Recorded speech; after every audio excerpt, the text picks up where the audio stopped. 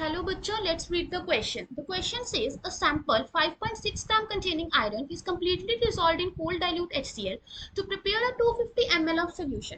Titration of 25 ml of this solution requires 12.5 ml of 0.03 molar KMnO4 solution to reach the end point. Number of moles of Fe2 positive present in 250 ml solution is x into 10 raised to power minus 2. Consider complete dissolution of FeCl2. The amount of iron present in the sample is Y% by weight. Assume KMnO4 reacts only with Fe2 positive in the solution. Use molar mass of iron as 56 gram per mole. The value of Y is. सो इस question में अब हमें क्या दे रखा है, हमारे पास एक sample है जो 5.6 ग्राम आयरन कंटेन कर रहा है और उसको डिसॉल्व कर दिया गया है HCl के साथ ताकि हमारे पास एक 250 ml का सोल्यूशन बन सके।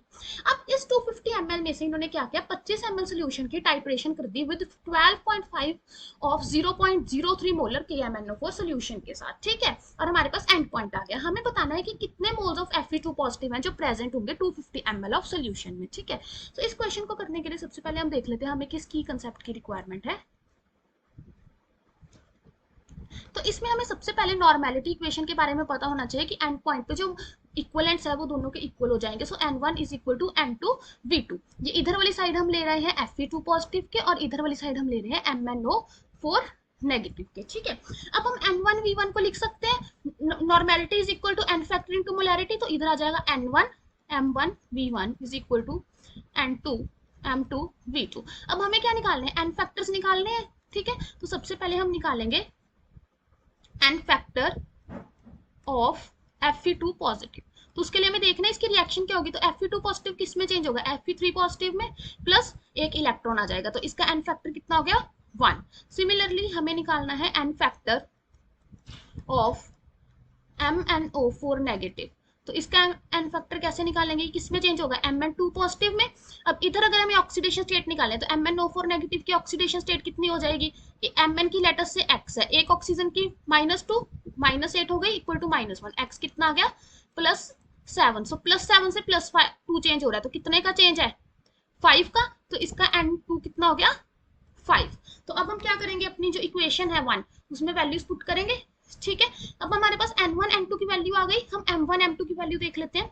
सो M1 क्या होगा, M1 is the molarity of Fe2 positive. हमें मोलैरिटी गिवन नहीं है, हमारे पास मोलैरिटी किसके इक्वल होती है, number of moles upon volume of solution. So हम लिख सकते हैं molarity is equal to number of moles upon volume of solution. अब नंबर ऑफ मोल्स हमें गिवन नहीं है, तो नंबर ऑफ मोल्स किसके इक्वल होते हैं, given mass by molecular mass. Let us से हमारे पास जो आयरन है उसका जो मास है वो Z है, इसका मॉलिक्यूलर वेट हमें कितना दे रखा है हमारे पास 56, डिवाइड किससे करना था वॉल्यूम, वॉल्यूम कितना है हमारे पास 250 ml, इसको लीटर में करने के लिए हम 1000 से मल्टीप्लाई कर देंगे। M1 आ गया, M2 हमें गिवन है कितना 0.03 मोलर। सिमिलरली V1 देख लेते हैं, V1 हमें कितना गिवन है 25 ml और V2 कितना गिवन है हमें 12.5 ml। अब हमारे पास हर चीज की वैल्यू आ गई, तो हम अपनी उस क्वेश्चन में जो वैल्यू है वो पुट कर सकते हैं, ठीक है।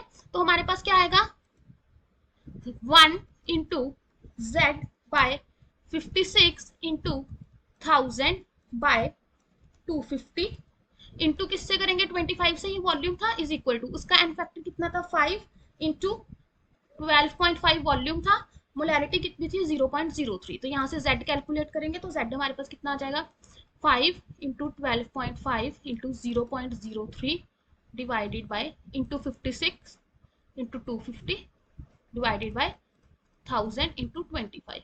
इसको अगर हम सॉल्व करेंगे तो एंड में हमारे पास जो Z निकल के आएगा दैट इज 1.05, ठीक है। अब हम देख लेते हैं हमसे जो क्वेश्चन में पूछा है वो क्या पूछा गया है, वैल्यू ऑफ Y। Y क्या था हमारे पास, Y is the amount of iron present in sample, ठीक है। Y is the percentage by weight of iron. So percentage by weight किसके इक्वल होता है हमारे पास, that is equal to weight of iron, कितना आयरन का वेट है Fe2 positive divided by weight of sample, ठीक है, इंटू 100। अब देखा जाइए Z क्या था, Z हमने क्या लिया था अमाउंट ऑफ आयरन ही दिया था, वेट ऑफ आयरन था। तो वेट ऑफ आयरन कितना हो गया दिस, सैंपल का वेट हमें क्वेश्चन में दे रखा है 5.6 ग्राम इंटू 100। तो इसको अगर हम सॉल्व करेंगे तो हमारी परसेंटेज कितनी आ जाएगी 18.75%।